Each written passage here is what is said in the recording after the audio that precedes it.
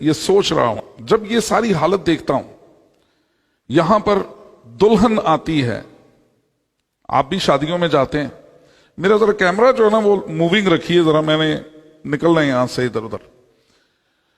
جب ہم شادیوں پر جاتے ہیں بہت سی چیزیں ہم نوٹ کرتے ہیں، لیکن ہم ان پر بات نہیں کرتے، کیونکہ ہم سوچتے ہیں شاید بات کرنے سے ناراضگی ہو جائے گی۔ میں یہاں پر نکاح پڑھتا ہوں اور مجھ سے زیادہ بیٹی اور بیٹے کے قریب کوئی نہیں ہوتا۔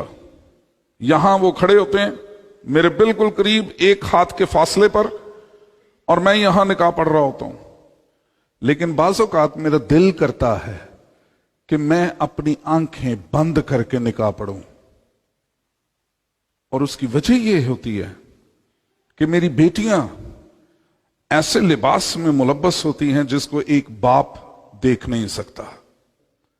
لیکن میں سچائی کے ساتھ آپ کو یہ پوچھنا چاہتا ہوں، کیا ہمارے گھروں کا ماحول ایسے ہی ننگا پنگا ہوتا ہے؟ کیا ہم گھر میں بھی اپنے باپ کے سامنے اسی طرح کے کپڑے پہنتے ہیں؟ کیا ہم اپنی پوری کمر کو ننگا کر کے بازار میں پھرتے ہیں؟ کیا ہم ڈیپ گلے پہن کر ہم بازار میں اپنے باپ کے ساتھ جاتے ہیں؟ لیکن اس وقت ہم اپنے باپ کی باہوں میں باہیں ڈال کر، سننا بیٹی تو اے سوچ لے اپنا کان تو ادھر کر، اور مجھے شرم آتی ہے کہ اس وقت کسی کو کوئی فکر نہیں ہوتی کہ اس کا کان ان نصیحتوں کی طرف بھی لگائیں۔ میں ان دنوں میں ایک فیصلہ کر رہا ہوں، اور وہ فیصلہ یہ ہے کہ میں ایک خوبصورت اور قیمتی چادر سفید رنگ کی لے کر رکھوں گا یہاں پہ، اور جب اس قسم کی دلہن میرے سامنے آئے گی، یا تو وہ لباس تبدیل کر کے آئے گی یا وہ چادر پہن کر میرے سامنے کھڑی ہوگی۔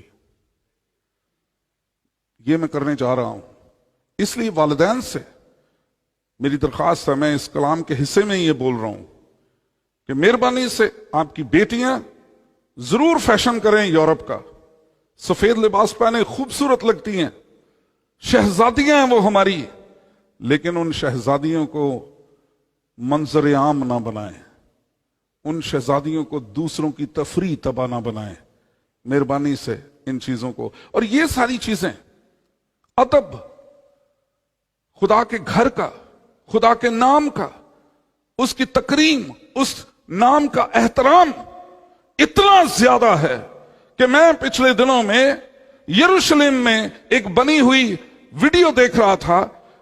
وہ لوگ یروشلم شہر کے اندر کسی ٹورسٹ کو بھی، جو ان کا پیسہ دیتے ہیں، ان کو جو ان کے شہروں میں، ان کے گاؤں میں، ان کے ملک میں جو ہے وہ ان کی ترقی کا سبب بن جاتے ہیں، ان کو بھی وہ اجازت نہیں دیتے کہ وہ بہت سے خدا کی جگہوں پر، ہیکل کی اس دیوار گریا کے پاس یا اور کہیں، وہ سلیو لیس لباس پہن کر یا سر ڈھانپے بغیر وہاں پر آ سکیں۔ یہ نہیں ہو سکتا، قطعاً نہیں ہوتا، اس لیے کہ وہ خدا کا شہر ہے، وہ خدا کا ممسوح شہر ہے۔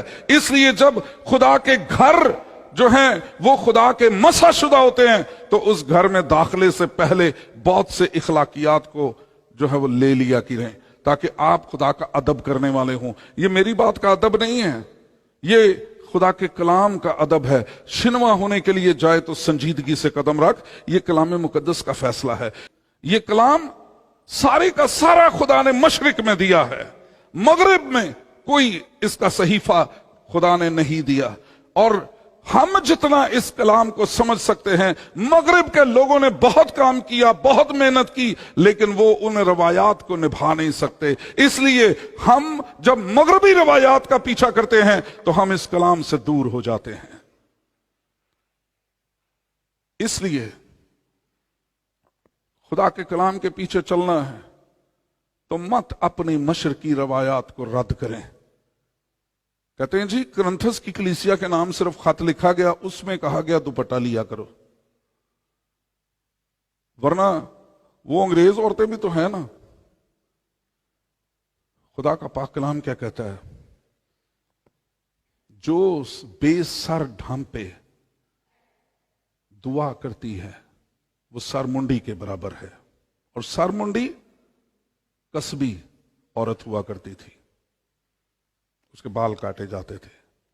اور خدا کا پاک کلام آخری آیت کہتا ہے نہ ہمارا یہ دستور ہے, نہ مسیح کی کلیسیا نہیں لکھا ہوا, مسیح کی کلیسیاؤں کا, مطلب یہ جتنی بھی مسیح کی کلیسیائیں ہیں ان سبوں کے لیے یہ حکم لاگو ہے.